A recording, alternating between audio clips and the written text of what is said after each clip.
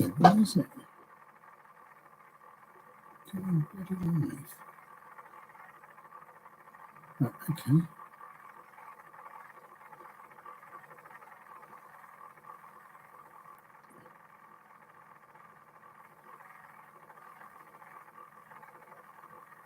Right, okay, worked on try 2.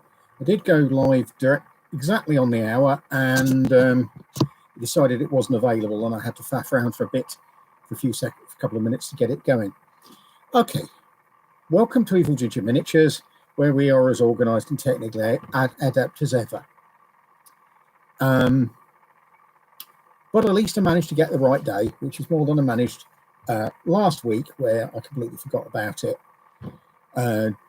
Probably down to doing all the work in the office, though I have been doing office stuff today, mostly moving stuff upstairs to be sorted and go on the new shelves, which are now finished.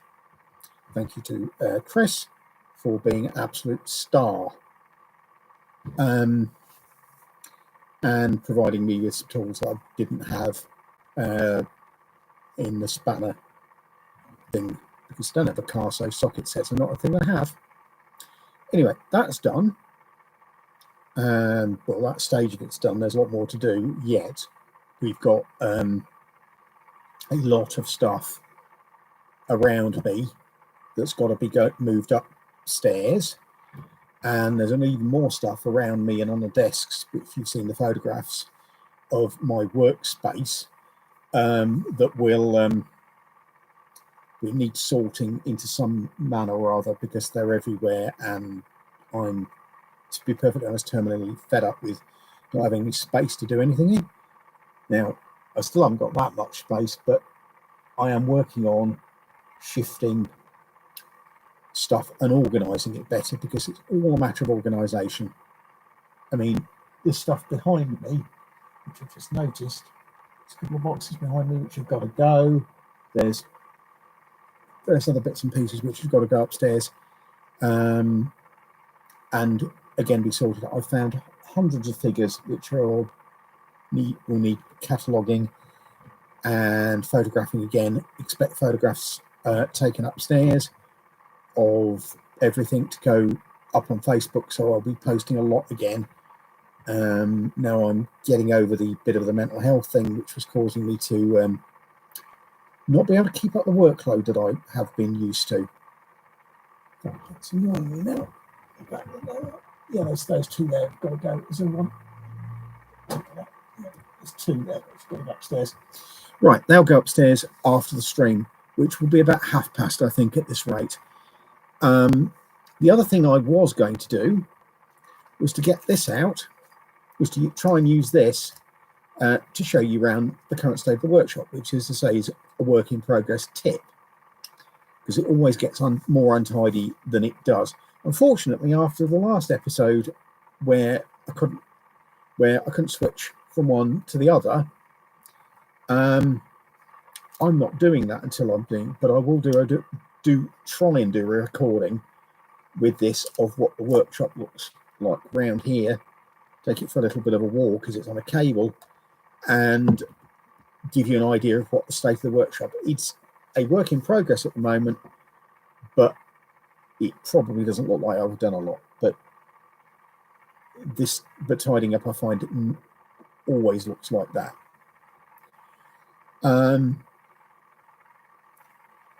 In other news, I got a commission in a post today. Should be with the customer tomorrow. Hope it should be. I paid special delivery for it, so touch wood, as they say. And I'm currently working on a couple of commissions. The big one is a Chaos Space Marine army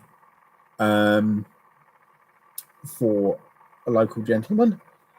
And then I've got to go back to doing, as I say, the Space Marine thing is interesting because I haven't actually painted any Space Marines in a very long time, and I never had much to do with the Chaos ones. And, well, I'd forgotten quite how, and I don't know whether it's the same generation of figures or a new one, but they're definitely very, very fussy and got lots of clutter on the surface, which I'm having to work through and basically work out what it is, decide what colours to go on. They're corn, so they're basically going to be red and dark brown with lots of brassy bits. But I'm going to be putting some contrasty colours on that. And they're going to get a healthy dose of the Army Painter dried blood effect on all the weapons so that they look like they're used. I find the Army Painter Speed paint has a very nice brass colour in it, and they're very rare to get a good brass colour. The last one I liked was a P3, but P3 metallics tend to go yucky in the pot, for want of a better word, and not be terribly usable. You have to faff about with extra medium and things like that. This might be one of the last ones we do from down here, as like I say, I've got the desk upstairs now, but not the PC to go on it, and not wired in. But again, the setup and the photography area is being worked on, and I'll be using backgrounds and all sorts of things to improve the quality of the things that you see when you look at my page.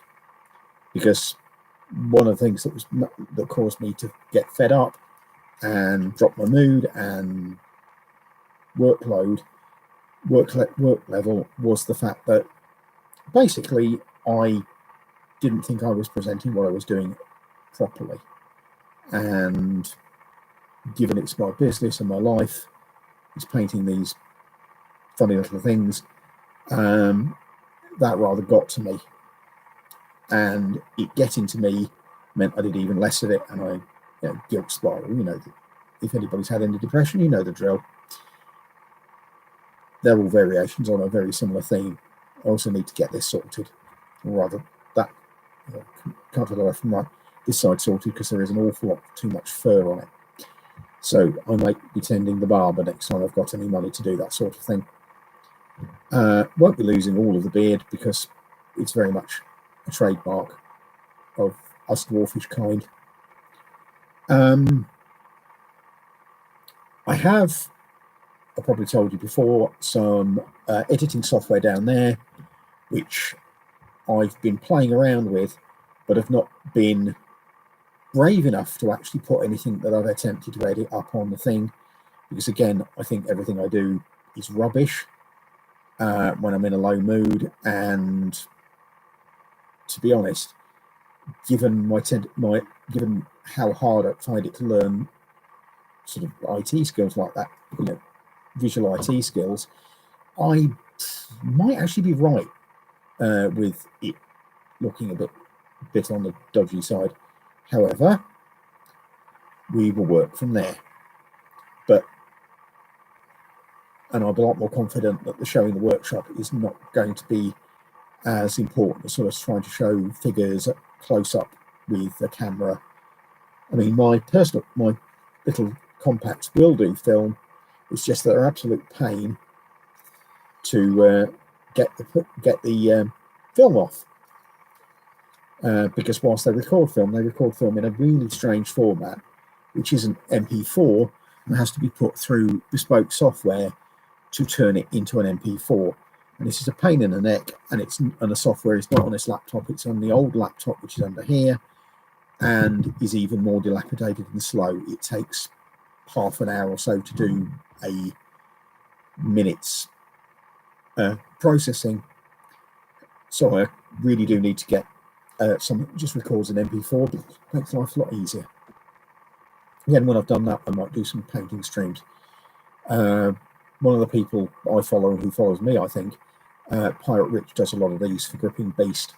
I have in mind to do a few for Annie Norman stuff and for CP Checkpoint Miniatures and for the May 40s and that sort of thing, because again, it's something to show off and it's something to record and something for you to look at.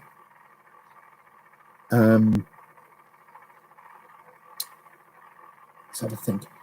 Yeah, I really need to script these, but I would need a script, probably bullet points on a screen over here, and I'm operating on one screen at the moment. I could technically attach another screen to this computer, to this laptop, but I've got so much rubbish all over the place, I've got nowhere to put it, and I don't think I've got anywhere to plug it in. But that's one of the things I'll be doing in the office. It will also allow me to run live role-playing games online.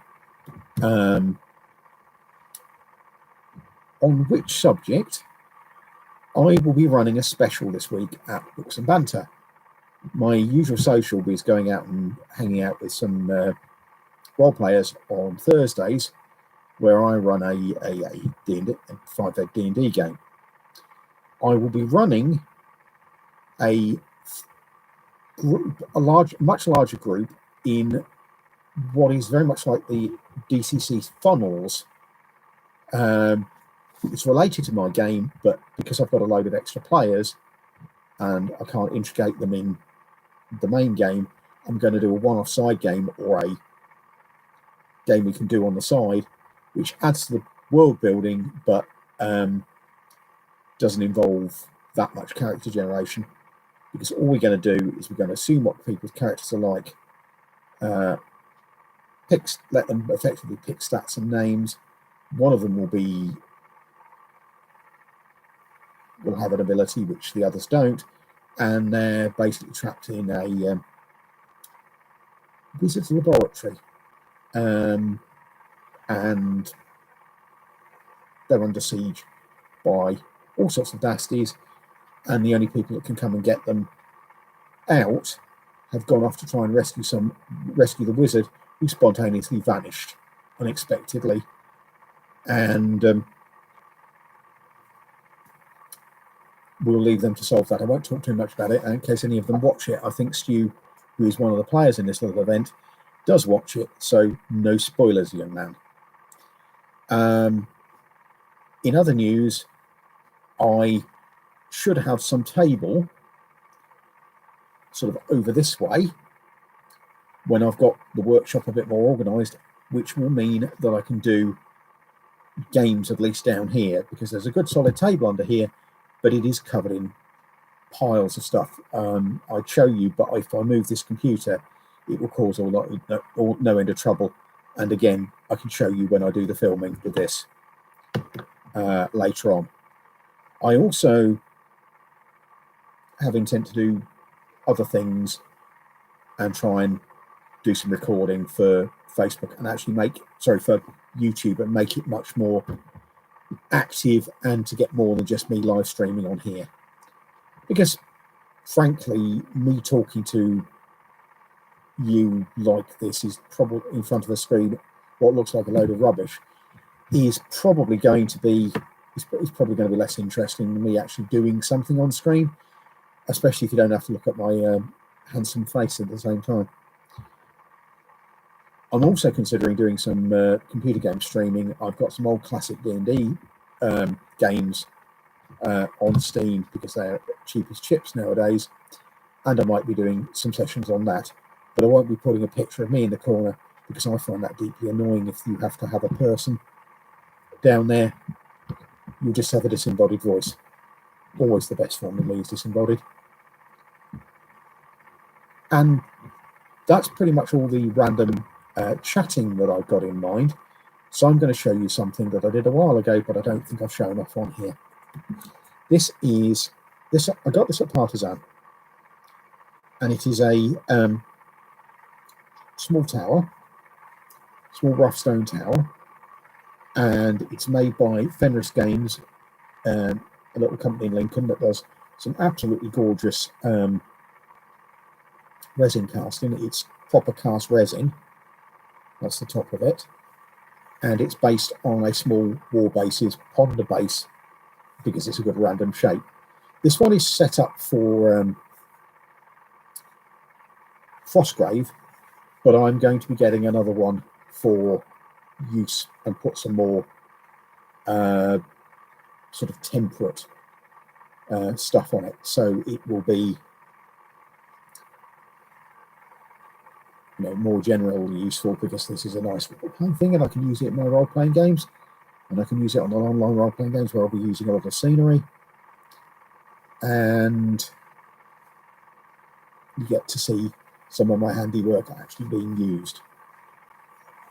I'm even going to be painting some of these and putting up on the Etsy shop, but I warn you, the postage is not going to be cheap because this is quite a heavy item. This one is, I think there's a hollow one and there's a solid one. I can't remember which one this is because obviously I can't see what's at the bottom of it.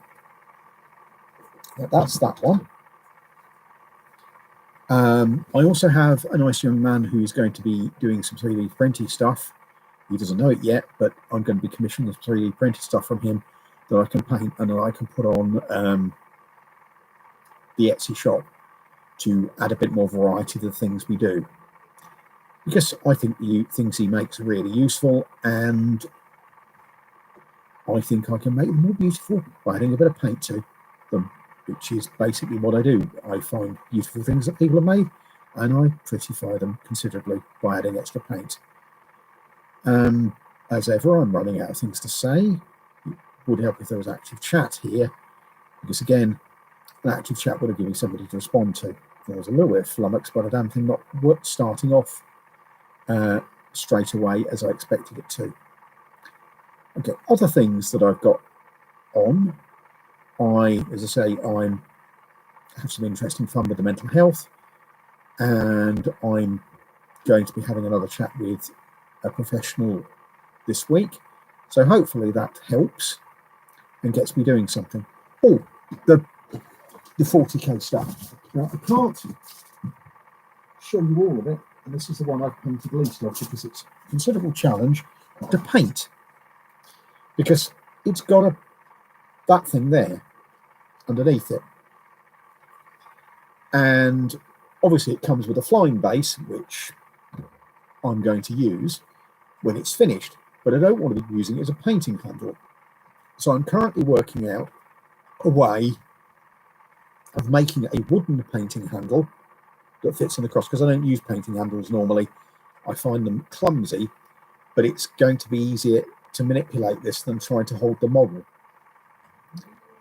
This is currently in the process of being blocked out. I need to block out some bits that are in red, but it was primed, and this is Army Painter Fanatic, which is covered considerably well, considering I was thinning it down quite a lot to work it into the space. And there's a lot of brass work to do on this as well. A lot of the raised detail is going to be brass. Damn You Gamers Workshop for making, and there'll be some dry brushing on the back. There'll be at least some dry brushing on the cabling under there, and probably the claws will be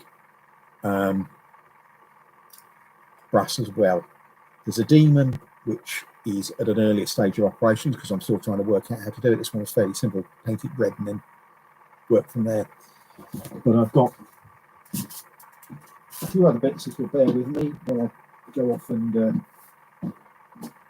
and fetch them.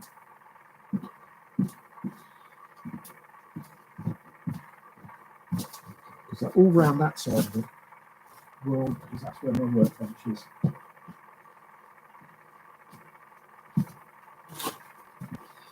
I think what I'll show you mostly the Terminators and some things which strike me as being Terminators.